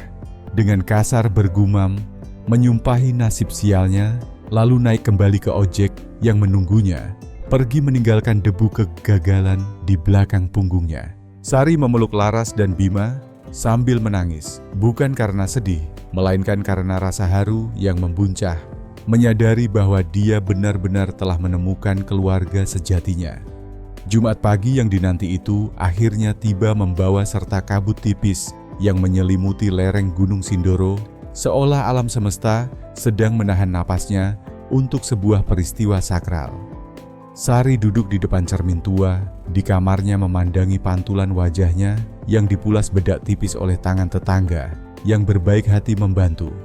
Kebaya putih sederhana dari kain katun yang ia jahit sendiri, dengan sisa tabungan terakhirnya melekat pas di tubuhnya, tidak mewah, namun memancarkan keanggunan seorang wanita yang telah ditempa oleh badai kehidupan. Namun ketenangan pagi itu mendadak rusak ketika Pak Hadi mengetuk pintu kamar dengan wajah pucat pasi, membawa kabar buruk yang nyaris meruntuhkan semangat mereka. Pria itu memberitahu dengan suara tertahan bahwa penyedia tenda dan dekorasi pelaminan dari kota mendadak membatalkan pesanan secara sepihak pagi ini dengan alasan truk. Mereka mogok di jalan, sebuah alasan klasik yang terdengar terlalu dibuat-buat. Sari tahu betul, ini bukanlah kebetulan semata, melainkan tangan-tangan tak terlihat dari pengaruh Eyang Ratna yang masih berusaha menyabotase kebahagiaan mereka hingga detik terakhir. Halaman depan rumah joglo yang seharusnya cantik dihiasi bunga sedap malam, dan melati kini tampak kosong melompong dan menyedihkan, hanya ada tanah berumput dan beberapa kursi plastik pinjaman dari balai desa. Sari merasakan air mata keputusasaan mulai menggenang di pelupuk matanya, membayangkan betapa malunya Pak Hadi di hadapan penghulu dan saksi nanti menikah di halaman yang gersang seperti orang buangan. Dia hampir saja menyerah, hampir saja membiarkan rasa minder menguasai dirinya lagi ketika suara riuh rendah terdengar dari arah kebun samping. Laras dengan komando seperti seorang jenderal kecil memimpin adik-adiknya membawa keranjang anyaman bambu yang penuh sesak dengan hasil jarahan mereka dari alam sekitar. Gadis remaja itu tidak membiarkan kehampaan merusak hari bahagia ayahnya. Dia mengajak Bima si kembar, bahkan Bulan dan Melati untuk memetik apa saja yang indah di perkebunan itu. Mereka membawa tangkai-tangkai bunga hortensia biru yang tumbuh liar di pinggir pagar, daun-daun pakis hijau yang segar, dan untayan bunga cengkeh yang beraroma rempah menenangkan. Tanpa perlu disuruh, anak-anak itu mulai bekerja dengan cekatan menyusun bunga-bunga liar itu. Di tiang-tiang pendopo menaburkan kelopak mawar di sepanjang jalan, setapak menuju teras, dan mengikatkan pita sederhana di sandaran kursi kayu. Tetangga-tetangga yang setia melihat semangat gotong royong anak-anak piatu itu ikut tergerak hatinya untuk membantu. Mereka pulang sebentar ke rumah masing-masing, lalu kembali membawa taplak meja batik vas bunga keramik, bahkan beberapa toples kue kering untuk suguhan tamu. Dalam waktu kurang dari 1 jam, halaman rumah joglo yang suram telah berubah menjadi taman surga yang sederhana, namun penuh makna jauh lebih indah daripada dekorasi plastik buatan pabrik manapun. Sari melangkah keluar dari kamarnya dengan hati yang bergetar hebat, bukan karena takut, melainkan karena rasa haru menyaksikan bukti cinta yang begitu nyata di hadapannya. Dia melihat Laras yang berkeringat, namun tersenyum puas melihat Bima yang memanjat tangga untuk memasang janur kuning kecil, dan melihat Pak Hadi yang memandang anak-anaknya dengan mata berkaca-kaca karena bangga.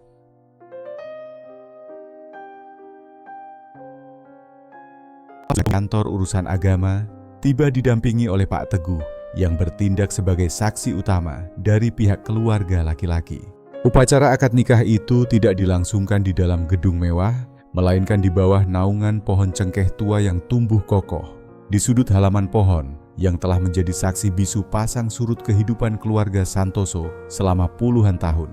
Angin pegunungan berhembus pelan, menjatuhkan beberapa bunga cengkeh kecil ke atas meja akad yang beralaskan taplak batik tulis kuno. Pak Hadi menjabat tangan penghulu dengan erat, suaranya terdengar lantang dan mantap saat mengucapkan ijab kabul dalam satu tarikan napas tanpa keraguan sedikit pun. Dia menyerahkan mas kawin, seperangkat alat salat, dan sebuah cincin emas polos, simbol dari niat tulus untuk membimbing dan melindungi wanita yang kini duduk bersimpuh di sampingnya. Ketika para saksi serempak mengucapkan kata sah yang menggema memecah keheningan lembah, runtuhlah segala beban berat yang selama ini menghimpit dada Sari. Sari mencium punggung tangan suaminya dengan takzim, air matanya menetes jatuh membasahi kulit tangan Pak Hadi yang kasar oleh kerja keras. Dalam hati dia mengucapkan sumpah setianya sendiri, berjanji untuk menjadi pelita yang menjaga kehangatan rumah ini sampai akhir hayatnya. Setelah doa penutup dibacakan, anak-anak langsung menghambur memeluk kedua orang tua mereka, menciptakan sebuah lingkaran pelukan raksasa yang tidak bisa ditembus oleh kebencian siapapun. Laras berbisik pelan di telinga Sari, sebuah kalimat pendek yang nilainya melebihi seluruh harta warisan keluarga Santoso. Dia memanggil Sari dengan sebutan ibu tanpa embel-embel, tanpa keraguan. Hari itu di bawah langit Wonosobo yang mulai cerah, pesta pernikahan mereka memang tidak dihadiri oleh ribuan tamu atau dimeriahkan musik orkes dangdut, namun dihadiri oleh cinta yang melimpah ruah. Mereka makan siang bersama di atas tikar, menyantap tumpeng nasi kuning buatan tangan. Sari sendiri merayakan kemenangan sederhana melawan dunia yang mencoba memisahkan mereka. Namun di balik tawa bahagia itu, Pak Hadi tahu bahwa tantangan birokrasi yang rumit menanti di depan mata saat mereka nanti mencoba meresmikan status anak-anak di mata hukum negara. Bulan madu bagi pasangan pengantin baru itu bukanlah perjalanan wisata ke tempat-tempat eksotis, melainkan perjalanan melelahkan menyusuri lorong-lorong birokrasi yang dingin dan berbelit. Seminggu setelah akad nikah yang sakral di bawah pohon cengkeh, Pak Hadi dan Sari harus menghadapi kenyataan pahit bahwa hukum negara tidak selembut hukum cinta. Mereka berdua duduk berjam-jam di kursi tunggu kayu yang keras di kantor pengadilan agama kabupaten, menunggu giliran untuk mengurus legalitas pengangkatan anak yang ternyata jauh lebih rumit dari dugaan awal. Tumpukan berkas formulir yang menggunung di atas meja petugas seolah menjadi tembok tebal yang memisahkan Sari dari status ibu yang sah. Petugas administrasi yang melayani mereka, seorang pria paruh baya dengan kacamata tebal yang melorot di hidung, memandang Sari dengan tatapan menyelidik yang tidak nyaman. Dia bertanya berulang kali dengan nada yang menyiratkan kecurigaan, mengapa seorang wanita muda yang baru menikah begitu terburu-buru ingin mengadopsi 6 orang anak sekaligus. Pertanyaan itu meskipun prosedural, terasa seperti tuduhan terselubung bahwa Sari hanya mengincar harta warisan keluarga Santoso, sebuah narasi jahat yang mungkin sudah disebarkan oleh pihak-pihak yang tidak senang. Masalah menjadi semakin pelik Ketika mereka mengetahui bahwa ada surat keberatan yang masuk ke kantor dinas sosial yang dikirim oleh pengacara keluarga besar Pak Hadi.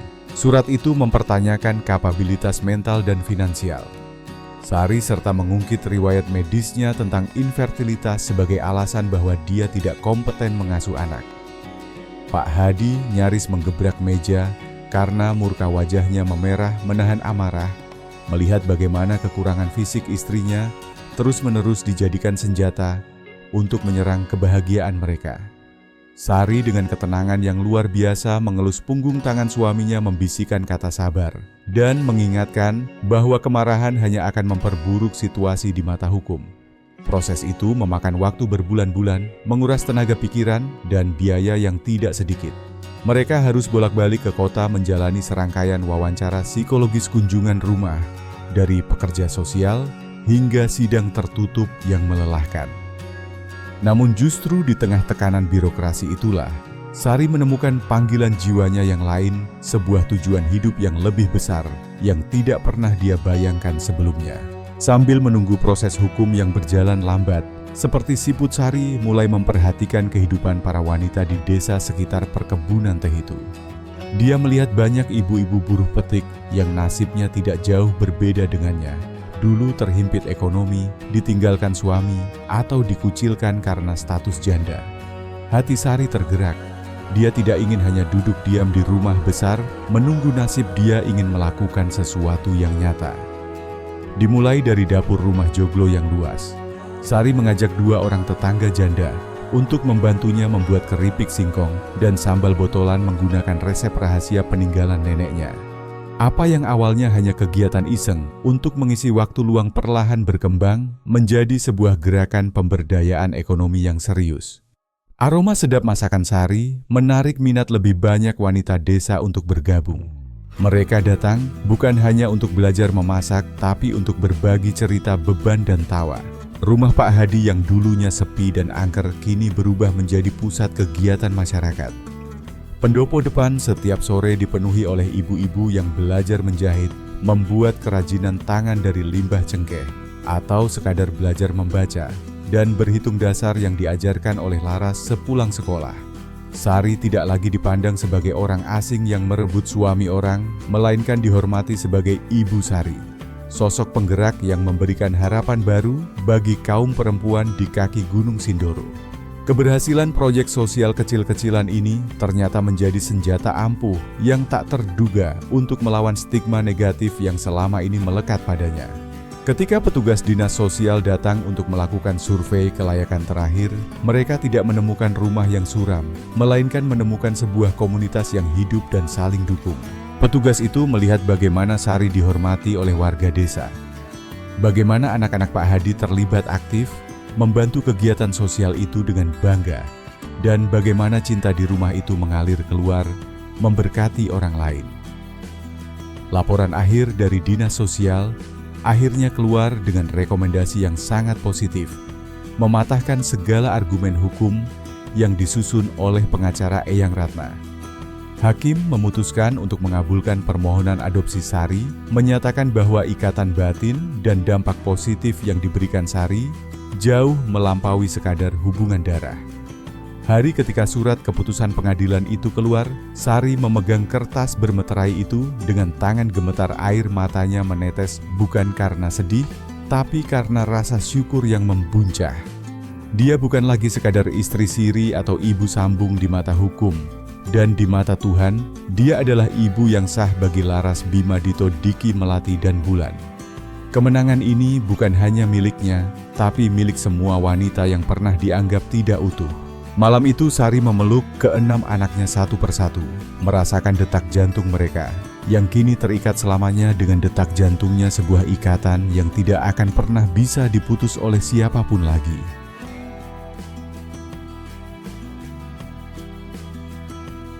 Membawa mereka pada sebuah titik awal yang baru, sebuah fondasi kokoh untuk menyongsong masa depan.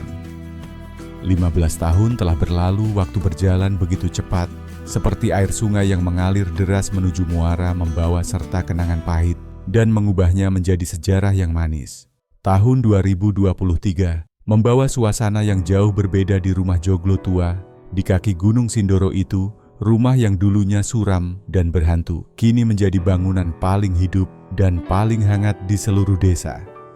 Halaman depan yang dulu kosong melompong kini penuh sesak oleh deretan mobil dan sepeda motor milik anak-anak menantu dan kerabat yang datang berkumpul untuk merayakan ulang tahun pernikahan ke-15 Pak Hadi dan Sari. Suara tawa anak kecil jeritan riang, dan aroma sate kambing yang dibakar di sudut taman menciptakan simfoni kehidupan yang sempurna, sebuah bukti nyata dari kemenangan cinta atas segala prasangka. Sari duduk di kursi goyang rotan. Di pendopo rambutnya kini mulai dihiasi beberapa helai uban perak, namun wajahnya memancarkan kecantikan yang matang dan damai. Di pangkuannya tertidur lelap seorang bayi laki-laki montok berusia 6 bulan, cucu pertamanya dari Laras. Ya Laras, gadis remaja yang dulu menatapnya dengan penuh kebencian. Dan sinisme kini telah menjadi seorang ibu muda yang penuh kasih. Dan dia mempercayakan buah hatinya yang paling berharga ke dalam pelukan Sari. Sebuah ironi yang indah, pikir Sari sambil tersenyum tipis wanita yang dulu dicaci maki sebagai perempuan mandul, tak berguna kini dipanggil Eyang Putri oleh generasi penerus keluarga Santoso. Bima yang dulu kesulitan berhitung dan pemalu kini berdiri gagah dengan seragam dinas kehutanan, sedang sibuk mengipasi sate sambil bercanda dengan si kembar Dito dan Diki yang baru saja lulus sarjana pertanian dan kini mengelola perkebunan cengkeh warisan ayah mereka dengan teknologi modern. Melati si seniman keluarga sedang melukis sketsa wajah para tamu di sudut teras sementara. Bulan si bungsu yang dulu sakit-sakitan kini telah tumbuh menjadi gadis dewasa yang cantik dan sedang menempuh pendidikan kedokteran di kota bertekad untuk merawat orang lain seperti Sari dulu merawatnya. Pak Hadi berjalan mendekati istrinya, langkahnya sedikit lebih lambat. Dimakan usia yang kini menginjak 57 tahun, namun sorot matanya masih setajam dan sehangat dulu. Pria itu membawa 2 gelas teh poci hangat duduk di kursi sebelah Sari dan menatap pemandangan keluarga besar mereka dengan rasa bangga yang tidak bisa disembunyikan. Dia menyentuh tangan Sari lembut, lalu berbisik pelan bertanya, apakah Sari masih ingat malam pertama dia datang ke rumah ini dengan membawa tas lusuh dan hati yang hancur? Sari mengangguk pelan matanya berkaca-kaca, menahan haru. Dia ingat betapa dinginnya malam itu. Betapa dia merasa seperti sampah yang dibuang dan betapa dia hampir menyerah pada takdir. Namun hari ini dikelilingi oleh 6 orang anak yang sukses dan berbakti menantu-menantu yang hormat dan cucu yang menggemaskan. Sari menyadari satu kebenaran mutlak, bahwa definisi ibu tidak pernah ditentukan oleh kemampuan biologis untuk melahirkan, melainkan ditentukan oleh keberanian untuk mencintai, mendidik dan berkorban setiap hari tanpa lelah. Eyang Ratna yang sempat menjadi musuh terbesar dalam hidup Sari telah berpulang 3 tahun yang lalu dengan tenang. Sebelum menghembuskan napas terakhirnya, wanita tua itu sempat menggenggam tangan Sari. Erat-erat memohon maaf dengan tulus dan mengakui bahwa Sari adalah anugerah terbaik yang pernah terjadi pada keluarga Santoso. Perdamaian itu adalah penutup luka yang sempurna menghapus semua dendam dan sakit hati yang pernah ada meninggalkan Sari tanpa beban masa lalu. Sore itu ketika matahari mulai terbenam di balik punggung Gunung Sindoro, menyebarkan semburat jingga keunguan di langit Wonosobo, seluruh keluarga berkumpul di tengah pendopo untuk memotong tumpeng nasi kuning. Laras mewakili adik-adiknya, memberikan potongan pertama kepada Sari, lalu memeluk ibunya itu erat-erat di hadapan semua orang. Dia berbisik terima kasih bukan karena Sari telah melahirkan mereka, tapi karena Sari telah memilih untuk menghidupkan mereka kembali saat mereka kehilangan arah. Sari memandang wajah-wajah yang dicintainya itu, satu persatu merasakan kehangatan yang menjalar ke seluruh tubuhnya, melebihi hangatnya selimut tebal manapun. Dia sadar bahwa vonis rahim kering yang dulu menghancurkan hidupnya ternyata adalah cara Tuhan untuk mengosongkan ruang di hatinya agar bisa diisi oleh 6 jiwa yang lebih membutuhkan kasih sayangnya. Dia tidak melahirkan satupun dari mereka dari rahimnya, namun dia melahirkan mereka semua dari hatinya setiap hari selama 15 tahun terakhir.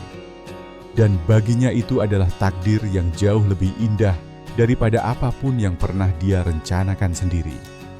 Di bawah atap rumah joglo yang kokoh itu, Sari akhirnya menemukan jawaban atas doa-doanya yang panjang, bahwa keluarga bukanlah tentang darah yang mengalir sama, melainkan tentang cinta yang bermuara di tempat yang sama. Sahabatku, terkadang hidup mematahkan hati kita dengan cara yang paling kejam, hanya untuk menyusunnya kembali menjadi bentuk yang lebih indah. Kisah Sari mengajarkan kepada kita bahwa apa yang manusia anggap sebagai cacat atau kekurangan seringkali justru merupakan cara Tuhan untuk menuntun kita menuju tujuan hidup yang sesungguhnya. Kita sering berpikir bahwa menjadi orang tua itu hanya soal biologi, soal darah daging. Namun Sari membuktikan sebaliknya. Menjadi ibu adalah sebuah kata kerja, sebuah tindakan melahirkan kasih sayang, merawat harapan, dan membesarkan jiwa-jiwa kecil tanpa mengharapkan balasan apapun. Jangan pernah merasa rendah diri hanya karena hidup tidak berjalan sesuai rencana kita atau karena orang lain meremehkan nilai diri kita. Ingatlah bahwa tanah yang dianggap tandus pun, jika disiram dengan ketulusan dan kesabaran, bisa menumbuhkan pohon kehidupan yang paling rindang tempat banyak orang bernaung. Keluarga sejati tidak diikat oleh dokumen atau golongan darah, melainkan diikat oleh cinta yang memilih untuk tetap tinggal, bahkan ketika pintu terbuka lebar untuk pergi. Jika cerita perjuangan Sari dan Pak Hadi ini berhasil menghangatkan hati Anda malam ini dan memberikan sedikit cahaya harapan di tengah keraguan Anda, saya ingin mengajak Anda untuk menjadi bagian dari keluarga besar kami di sini. Mari kita terus saling menguatkan lewat cerita-cerita kehidupan selanjutnya. Silakan tekan tombol berlangganan atau subscribe di bawah ini agar kita tidak terpisahkan dan agar cerita-cerita penuh makna ini bisa terus menemani hari-hari Anda. Sampai jumpa di kisah berikutnya.